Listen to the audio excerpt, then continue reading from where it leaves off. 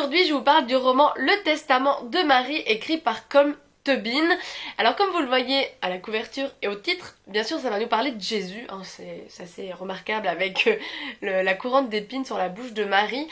Alors l'auteur a voulu écrire une histoire en se mettant à la place de Marie, avoir la vision de Marie sur tous les événements voilà, qui sont à la base du christianisme, hein. Qu'est-ce qu'elle a ressenti pendant la crucifixion de son fils? Ça, ce n'est pas écrit dans la Bible. Quel est son regard sur les miracles que Jésus accomplit? Quelle est leur relation? Comment elle voit et comment elle a ressenti tous ces événements qui a transformé sa vie, hein, qui a bouleversé sa vie plutôt. L'histoire va se passer un petit peu avant la crucifixion, hein. On va être aux noces de Cana. On va aussi revivre comment Jésus a redonné la vie à Lazare. Comment est Lazare justement après cette réanimation, hein, il est mort pendant 7 jours et puis boum, il revient à lui. C'est intéressant de voir comment l'auteur lui a vu, enfin voilà, a imaginé de comment serait Lazare, hein. Il est sombre, voilà, il est plat, enfin vous voyez comme s'il était mort presque parce que voilà son état ne fait que dégrader. La relation de Jésus et Marie est aussi intéressante, en tout cas moi j'ai trouvé ça vraiment bien fait parce qu'on voit bien que Marie doute, Marie a peur de son fils. Hein, elle, tous ces événements, tous ces miracles, voilà, elle a un peu de recul, elle se demande qu'est-ce qui se passe, parce qu'en plus tous les gens la voient comme une icône, comme, allez, je vais dire aujourd'hui une star, hein.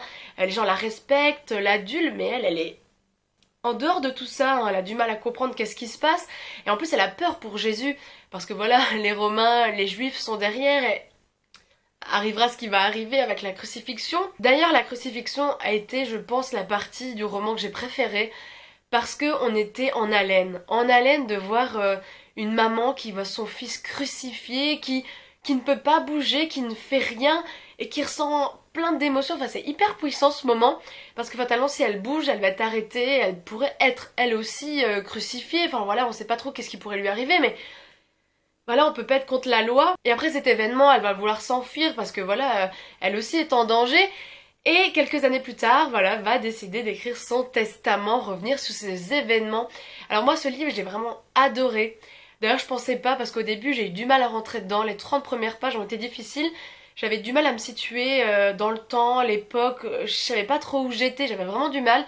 Mais dès qu'on a compris, voilà, ça s'enchaîne. C'est un très petit livre, mais waouh, je l'ai enchaîné d'une vitesse folle parce que c'est intéressant comme vision, une vision plus réelle, plus réaliste que la Bible, hein. On fait pas attention quand on est petit, quand on va au catéchisme, qu'on nous explique, quand on nous lit les histoires de Jésus, on réfléchit pas plus que ça, et ça nous donne matière à réflexion, parce que oui, ça pourrait être vrai, malgré tout, même si c'est une fiction. On a envie de savoir plus les origines de Jésus, comment il a eu ce don, cette vision, parce qu'il se décrète fils de Dieu. On sait pas, on a envie de savoir aussi plus son enfance, hein, comment il était petit avec ses frères.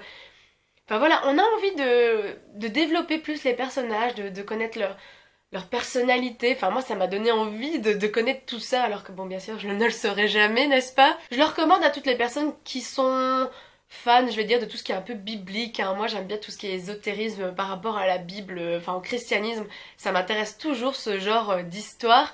Donc voilà, j'ai vraiment bien aimé. J'ai même envie de lire d'autres histoires de l'auteur parce que j'ai trouvé que c'était une plume prenante, quoi. J'étais à fond dedans, ça m'a vraiment bien plu. Donc voilà, je vous le conseille vraiment. En plus, il est tout petit, ça va très vite à lire. Et on se dit à la prochaine. Salut! Non, non, non, non, non. Encore une fois. Jamais 203.